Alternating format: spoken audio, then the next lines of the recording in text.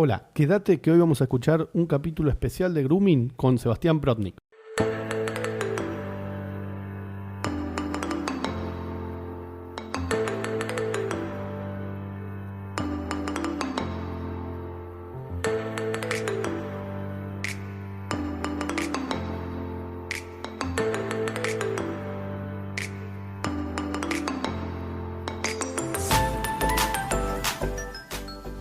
Bienvenidos a todos a otra dosis de derecho.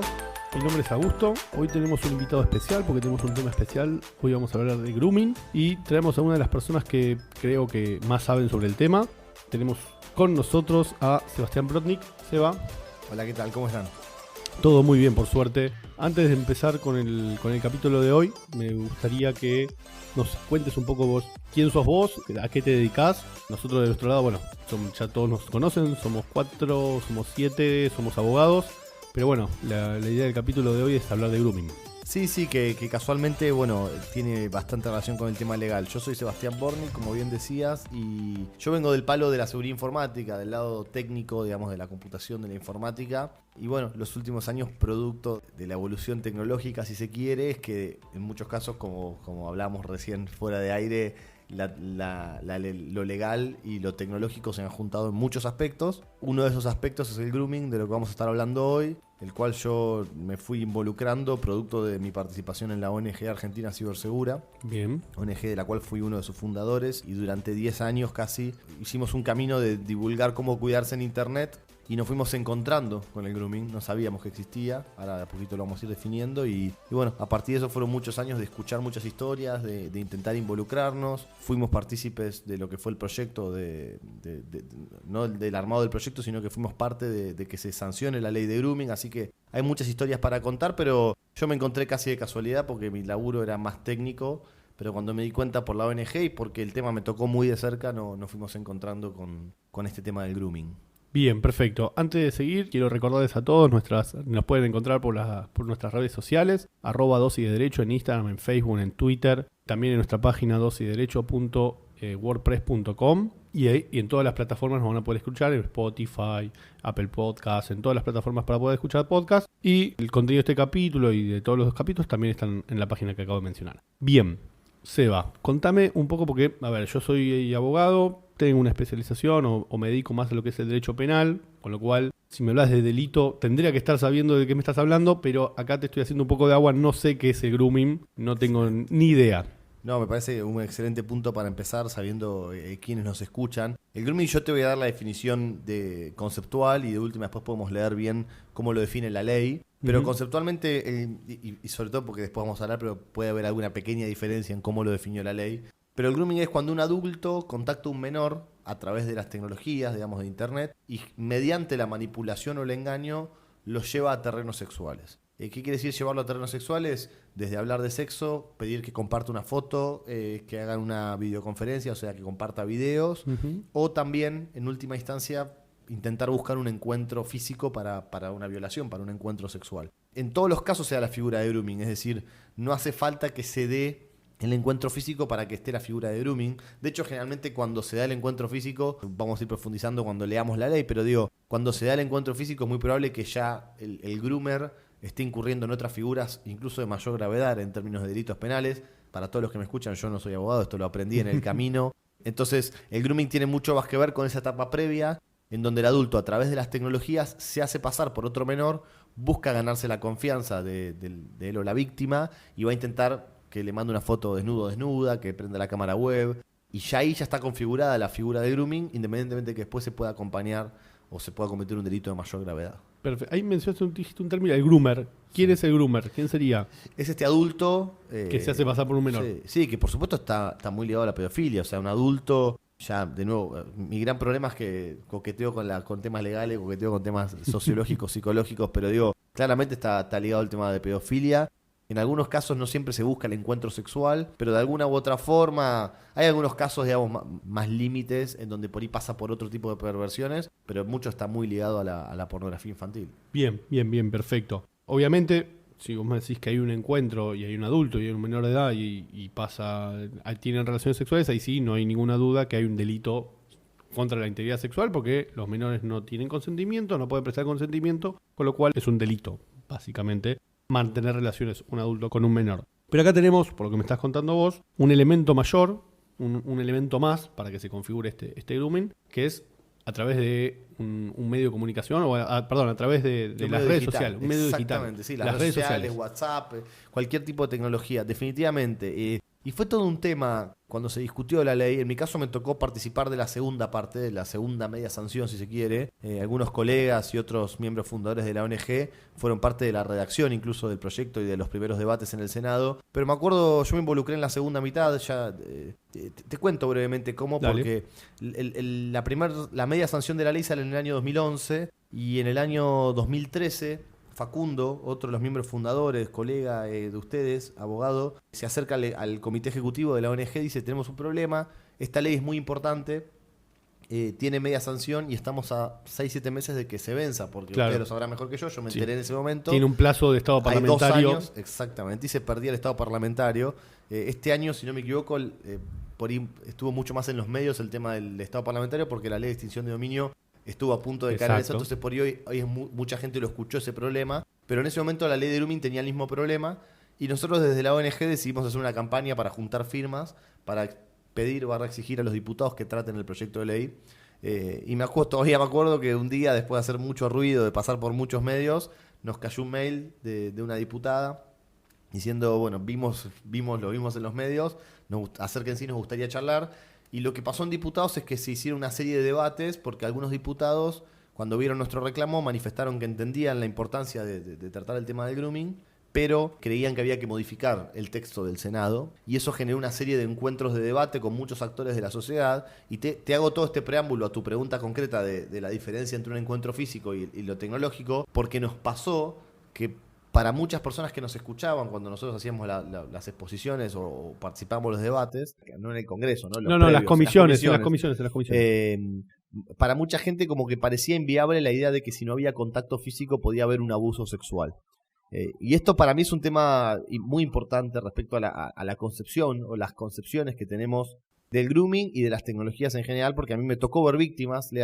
Todavía me acuerdo un adolescente, por ejemplo, que había sido víctima, pensó que estaba chateando con otro adolescente, se había desnudado, había prendido la cámara web, se había tocado y ese video terminó difundiéndose en las redes. Claro. Y esa chica, yo creo que por ahí su cuerpo no había sido violado, pero su sexualidad sí había sido violada. Su intimidad, claramente. Su intimidad, su psique, todo lo que pasa desde lo psicológico. Entonces fue todo un laburo, me acuerdo, en ese momento de debate, entender que para nosotros era importante que esto también esté tipificado en la ley. A mí siempre me gusta contar cuando alguien piensa distinto, ¿no? Había como básicamente 2 grandes posturas. Primero, bueno, entender esto de que no hacía falta una ley porque ya estaba, la ley de corrupción de menores, claro, ante una situación de este tipo. Y había 2 tipos de planteos. Y una tenía que ver con que lo que se busca también, o lo que yo creo que buscamos, era que se pueda hacer una denuncia en instancias tempranas. Porque si un adulto contactaba a un menor haciéndose pasar por otro menor, le pedía fotos o videos, y el menor no accedía, en el mejor de los casos la figura que se podía utilizar era intento de corrupción de menores, porque al no haber habido una víctima, no estaba configurada la figura de corrupción de menores. Entonces muchos alegaban que no era necesaria la ley porque se podía utilizar ante estas situaciones la figura de intento de corrupción de menores, a lo que otros abogados, otros fiscales con experiencia contestaban que, aunque en la teoría era real, en la práctica no terminaba encajando la figura y creían que era necesaria una figura específica. Y creo que lo vimos, o sea, desde que se sancionó la ley en el 2013, potenció las denuncias, potenció que el tema aparezca y se hable. Entonces, insisto, que eventualmente podía haber una cobertura legal y sobre todo, seguro ustedes le están dando una visión que yo no le estoy dando a lo interesante de esto de si estaba o no tipificado. Yo al menos pude ver y para mí fue muy difícil porque aunque yo creía que había que tipificarlo porque veía que otros países lo estaban haciendo, me acuerdo que nosotros leímos leyes de España, creo que si no me equivoco de Canadá también. Me hacía ruido esta teoría y la verdad que ahora con el paso del tiempo veo que realmente fue una correcta decisión apoyar la sanción de la ley porque veo las condenas que hay, los casos que hay y cómo ayudó que no haya que hacer vericuetos técnicos o de palabras para encajar una acción en una ley. Perfecto. Sebastián, solamente para que la gente que nos está escuchando pueda saber de qué estamos hablando, de este proyecto que vos participaste, que colaboraste con la redacción en las comisiones en la Cámara de Diputados, voy a leer el artículo primero, básicamente, de la ley 26.904. Yo sé que tengo mi deformación profesional, yo soy abogado, tengo que ir a las leyes, tengo que ir a los artículos. No, me parece fundamental que lo leamos porque hay cosas para analizar. Que bueno, como bien comentabas vos, se sancionó el 13 de noviembre de 2013 y se promulgó el 4 de diciembre de ese mismo año. Y lo que hace el primer artículo es incorporar el artículo 131 al Código Penal y dice que será penado con prisión de 6 meses a 4 años el que, por medio de comunicaciones electrónicas, telecomunicaciones o cualquier otra tecnología de transmisión de datos, conectare a una persona menor de edad con el propósito de cometer cualquier delito contra la integridad sexual de la misma. ¿Sí? Ese es el tipo penal de grooming. Así es. ¿Me permitime una aclaración? Sí. Este es el texto de Senado. Ustedes, de nuevo, yo aprendí a los golpes. Diputados hizo una media sanción con un texto, a mi criterio, mejorado. Estos son opiniones. Pero después, cuando volvió al Senado decidió aprobar el proyecto original. Con lo cual, este es el texto del Senado. De hecho, antes de venir acá, leí algunas cosas de lo que era nuestra propuesta. Yo sigo pensando que estaba mejor. Este tiene 2 o 3 problemas. A mí hay 2 que me parecen que eran atinados. A mí hay uno que es el que más me preocupa, pero por suerte, ahora que pasaron los años, puedo decir que la ley está funcionando igual. Había 2 o 3 objeciones a este texto que no fueron mías, fueron de gente que sabía de derecho penal. Me acuerdo puntualmente, no quiero ser injusto, pero al menos dos diputados que fueron muy importantes. Paula Bertol fue la que empujó todo esto, y Manuel Garrido, que sabe, además, hasta donde yo vi, un tipo que sabe mucho de derecho penal. Y él planteaba 2 o 3 objeciones. La primera era la pena de 6 a 4 años. Había una propuesta de bajarla, porque era la misma pena que si había un contacto físico. Que si había un contacto físico, entonces había una propuesta de bajar la pena, que para muchos era interpretado como que no le parecía grave el delito, y yo creo que lo que estaba buscando era un código penal con coherencia. La otra figura era el tema que habla de menor de edad, y había una propuesta de hablar de menor de 16 por otras figuras que también toman al 16 como el quiebre para la corrupción de menores y la violación. Exactamente. Pero fundamentalmente a mí el que más me interesa es que justo en esta redacción aparece algo que a ustedes, abogados, les va a interesar bastante, que es que define la figura a partir de un propósito. O sea, fíjate que dice que será penado quien tenga el propósito de... Y obviamente, aunque por suerte, insisto, hay muchas condenas y está habiendo causas, en su momento se planteó hacer una definición un poco más concreta en donde queden claro cuáles son los hechos que te hacen configurar esta figura, porque es difícil probar el propósito. En cambio, en lugar de decir, si un adulto tiene con un menor conversaciones en donde se habla de temas sexuales y este adulto está fraguando su identidad, hay un delito. No importa cuáles eran sus intenciones o su propósito. Entonces había una intención de mejorar por ese lado de la ley. Me acuerdo que cuando salió el proyecto original, para mí fue como medio, si se quiere, doloroso desde el punto de vista que pasamos varios meses debatiendo y haciendo fuerza.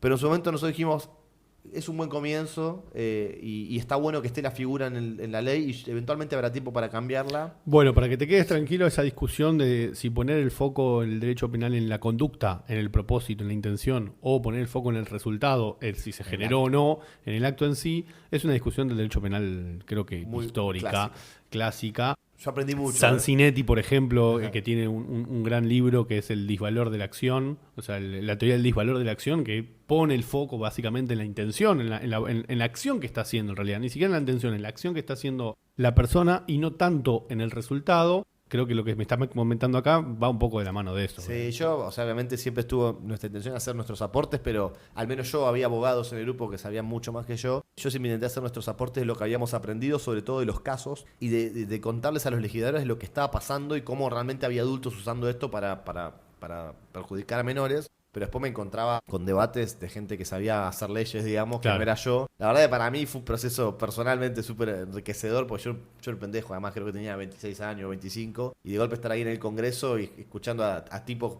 cito a Manuel Garrido, porque a mí me voló la cabeza la seriedad con la que el tipo trabajó el tema, y me voló la cabeza. La verdad que me pareció fascinante estos debates que solo pueden tener abogados a veces. No, a ver, sí, el tema de yo como penalista o como abogado, esto de con el propósito. Y sí, claro, estás en el foro interno de la persona. ¿Cómo sacás que la persona quería hacer eso o no? La intención. Pero son muchos los tipos penales que se fijan en la intención. Sin ir más lejos, tenemos otro capítulo de podcast cuando hablamos de estupefacientes. El artículo 5C de la ley 23.737, la ley de estupefacientes, dice: el que posee estupefacientes con fines de comercialización. Claro. ¿Y cómo haces para saber si no el que lo vendió, claro. El que tiene fines? No, súper interesante. Entonces, el tema de la intención y del propósito de la persona, bueno, es una temática problemática. Primero, es súper interesante escucharte esto que me decís porque nunca me lo habían puesto en estos términos. Sí te puedo decir desde lo pragmático que sé que pasaron 5 años y que por suerte la ley está funcionando. O sea, no conozco muchos fiscales y abogados que están laburando en el tema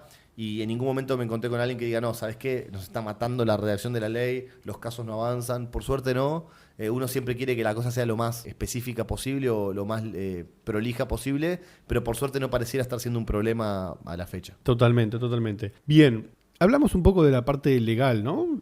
Hasta ahora. Yo me gustaría que vos con tu conocimiento y con la materia que vos trabajás y que vos laburas todos los días, me digas, bueno, ¿cómo es el rol que juegan las redes sociales, las empresas? ¿De qué manera lo pueden prevenir, no lo pueden prevenir? No, está buenísimo, porque cuando uno habla de un tema que está en el Código Penal, digamos, uno siempre habla de cuando el delito ya está consumado. Sí, siempre decimos que el derecho penal llega tarde. Cuando empezó a actuar el derecho penal, ya está el muerto, ya está el robo, ya está hecho todo. Esto es exactamente lo mismo, entonces me parece genial que podamos darle un poco de lugar a la prevención. Acá hay un tema muy concreto, que es que las tecnologías han avanzado demasiado rápido. Yo siempre digo, cuando nosotros éramos chicos nos decían que tengamos cuidado a la salida del colegio con quien hablábamos. Totalmente. Pero si venía un adulto y me decía, hola, yo soy Romina y tengo 12 años, un tipo, y me decía, soy Romina, tengo 12 años, yo no le creía. Claro, y de hecho, por la computadora le podés... Tema por la computadora, el tipo se crea una red social, se pone una foto de una nena y pasa a ser Romina de 12 años y mañana puede ser José de 13. Entonces, hay un tema de que entre todo lo bueno que nos da la tecnología, obviamente hay riesgos asociados como con todo, como, no sé, los autos. Los autos son geniales, pero tienen riesgos. Totalmente. Entonces, uno de los riesgos que aparece es o sea, la facilidad con la que personas malintencionadas pueden fraguar su identidad. Y esto, cruzado con algo que no creó la tecnología, porque la pedofilia o la pornografía infantil no la crearon la tecnología, pero la combinación de algo que ya existía con esto hace que hoy para muchos adultos sea mucho más factible poder cometer estos delitos desde las tecnologías. No digo pongámonos en el lugar porque es una expresión horrible, pero digo, imaginemos a alguien que quiere abordar a un menor de edad, los riesgos que corre yéndolo a buscar a la salida del colegio y los riesgos que corre haciéndolos de su computadora. No, ni hablar, no tiene ningún riesgo. Chateando con 10, 20, 50 potenciales víctimas al mismo tiempo. No sé, yo soy el ejemplo, siempre por ahí voy a hacer un poco de agua con los números, pero un caso bastante emblemático en Argentina es el caso de Micaela Ortega, porque es uno de los, creo que el único, pero si no de los pocos casos de grooming que terminó en un asesinato, que no es común. En general el grooming, vale, es importante hacer la aclaración, en general el grooming no termina en un asesinato, y en este caso puntual, la nena se encontró con el tipo pensando que se iba a encontrar con una amiga, y evidentemente, según parece, el tipo la quiso violar y la termina matando en esa situación de violencia. Entonces, el caso se volvió bastante emblemático, y este tipo tenía 3 perfiles de Facebook y más de 1000 chicas adolescentes entre sus contactos. Claro. Entonces necesitaba una sola que caiga. Me acuerdo, después que pasó lo de Micaela Ortega, fuimos a Bahía Blanca, que Micaela era de Bahía Blanca. Insisto, también Micaela creo que fue un antes y un después. Justo ya había salido la ley de grooming, y creo que entre la ley en el 2013 y el caso Micaela en el 2015 hay como un quiebre. 2015 o 2016, bueno, ahora no me acuerdo. Hay como un quiebre en donde el tema grooming pasó a tener otra notoriedad. Digamos, hoy estamos grabando un podcast de esto. Y me acuerdo que fuimos a Bahía Blanca en una actividad que ya teníamos programada. Micaela desaparece en abril, aparece 35 días después, muerta, pobre. Y nosotros en junio viajábamos a Bahía Blanca en un viaje que habíamos programado como 6 meses antes. Claro. Y de golpe llegábamos a una ciudad conmocionada por una nena que se puso a chatear con otra nena, y cuando se encontraron era un tipo que la quiso violar y la mató. Me acuerdo que de hecho habíamos ido con un fin específico a hacer una actividad cerrada para 30 personas y tuvimos que improvisar un par de actividades abiertas a la comunidad porque había una necesidad de hablar del tema muy fuerte. Pero en la actividad cerrada me pasó algo muy interesante, que es que una docente de informática de la escuela de Micaela, que particularmente había decidido venir a la capacitación, porque imagínate que el tema la había tocado muy de cerca. Además fue un caso no solo que terminó de forma crítica, trágica, para ser preciso, sino que además el hecho de que la nena estuvo 35 días desaparecida hizo que toda la ciudad haya hablado de la nena, toda la ciudad la estuvo buscando, estuvo en los medios nacionales, era un tema con mucha repercusión. Y esta docente me decía que cuando apareció Micaela, era muy difícil volver a dar clases con compañeros que también estaban muy perdidos. Había fallecido su compañerita, digamos, de golpe, de una forma muy violenta. Y como habían circulado los perfiles de este tipo, Jonathan Luna, un tipo que está condenado a cadena perpetua, habían circulado los nombres de los perfiles falsos. Yo me acuerdo ahora particularmente el que terminó agarrando a Micaela, que era un perfil que se llamaba Rochi de River, y tenía la foto de una nena con la remera de River, pero el tipo tenía 2 perfiles más que ahora no me acuerdo los nombres, pero habían circulado los nombres. Entonces a la docente se le ocurrió decirle a sus alumnos, entren a Facebook, todavía Facebook en ese momento tenía otro auge, entren a Facebook y fíjense si tienen alguno de estos 3 perfiles en sus contactos, y 2 nenas del aula lo tenían. Claro. Con lo cual, le tocó a Micaela y le podría haber tocado a cualquiera. El tipo tenía más de 1000 personas y así funcionan, es saber quién cae en la trampa. Entonces, digo todo esto para volver sobre lo que abrió tu pregunta. Entonces, hay todo un laburo, para mí, insisto, fui parte de los que luchamos para que salga la ley, pero en temas tan sensibles que implican mayormente la intimidad y la sexualidad de los chicos, porque en general no está en riesgo la vida. Fue un caso muy excepcional el de Micaela, pero no deja de ser una situación potencial. No podemos descansar en que, bueno, está la ley y si pasa algo vamos a hacer una denuncia. Que eso no quita, y si querés lo podemos dejar para la última parte, también la importancia de tenemos que prevenir, tenemos que tener la ley, pero si tenemos la ley y cuando pasa algo no lo denunciamos, no sirve de nada la ley, y ese es otro problema que estamos teniendo y que de a poquito va cambiando. Pero entonces, insisto, para mí todo el foco tiene que estar puesto en la primera parte y tenemos que hacer lo posible, como bien vos decías, porque por definición el derecho penal llega tarde. Llega tarde, totalmente.